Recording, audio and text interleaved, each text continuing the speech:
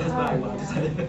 Okay, anyway, that's the attachment. My point is, yes, the real compassion, we need to plant from within ourselves. And this kind of compassion would vibrate, and other people could catch up that kind of frequency.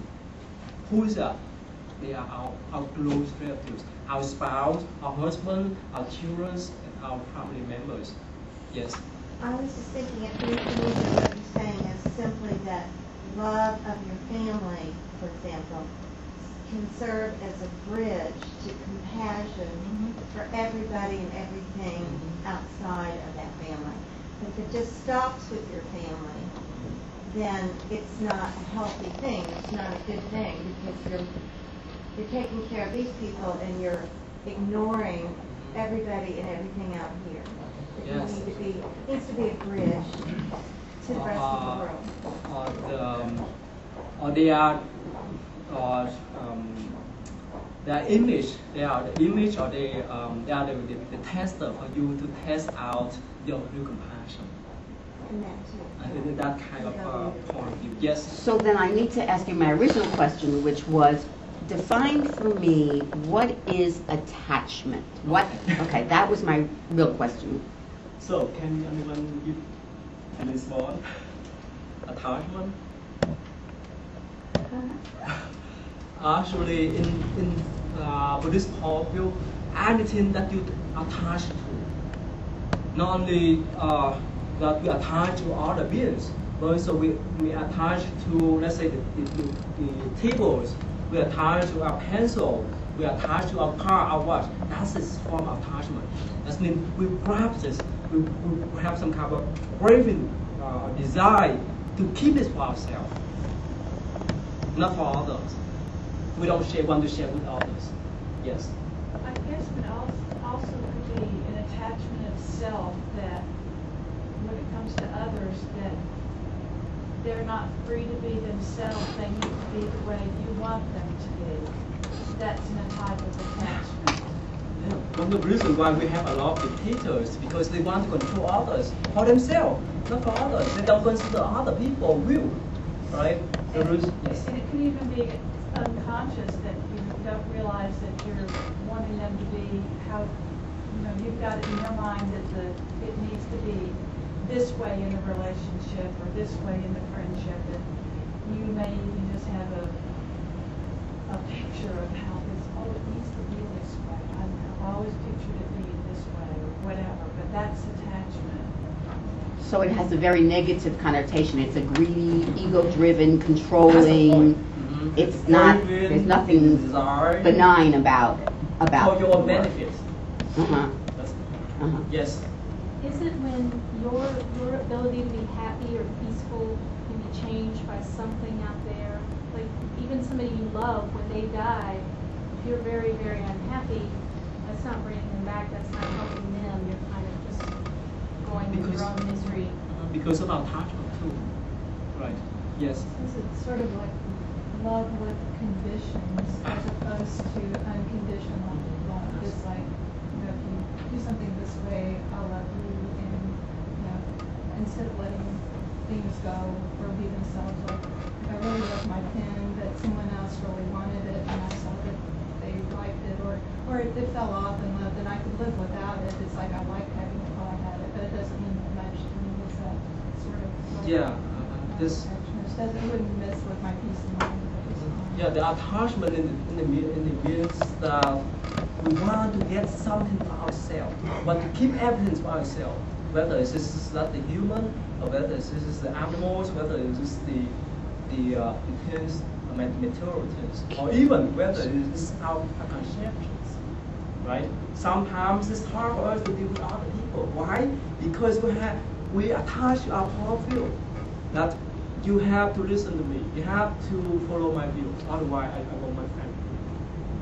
That's because attachment. So the reason why in Buddhist point of view is we recognize us. If we have real compassion, we need to respect other people. Yes. Is war attachment? Yes. Well, what happens if you're trying to free somebody who's oppressed? free someone who depressed? No, oppressed. Oppressed, okay. The Chinese throughout the Buddha, throughout the Dalai Lama. He occupied the Tibet, right? Right. Okay. So sometimes war justified. Well, actually, in Buddhism, in Buddhist point of view, no war can be justified. Actually, we don't have much time, but I will can you briefly like this. Some of the red monks, I mean the Tibet monks, before the Chinese communists occupied the country, they know before. That's because of their country karmas. Sometimes because of our karmas, we have to take it, we have to accept that. It doesn't mean that we are surrender. That's different when we talk about karma last time, right? It doesn't mean when we accept things as it is, doesn't mean that we surrender to the situation. But some things, if it go beyond our ability, nothing we can do. If it's within our ability, we need to do. Yes, of course, we may need to speak up for the poor people or the one who are oppressed by others. But the point is that if we take some kind of violent means to against that, we create more karma in the cycle. Anger cannot stop anger. Only compassion can stop compassion. The reason why you know Dalai Lama, he never advocate violence. He always tell his people that you have to follow the non-violent means as the Buddha has established. As much to understand the rebirth cycle of the karmas, we accept and we try our best to change all the karmas in a positive way.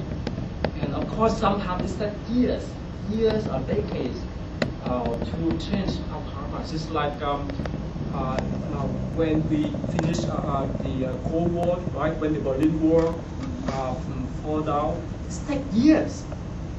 It's gonna take 1 or 2 days. It's gonna take 1 or 2 months. It takes years so that the karmas of the karmas people could change the situation in a better way. So, and also we have to understand that in the samsara circle, in this reverse circle, sometimes with the karma task we have to pay for. You got that? Yes.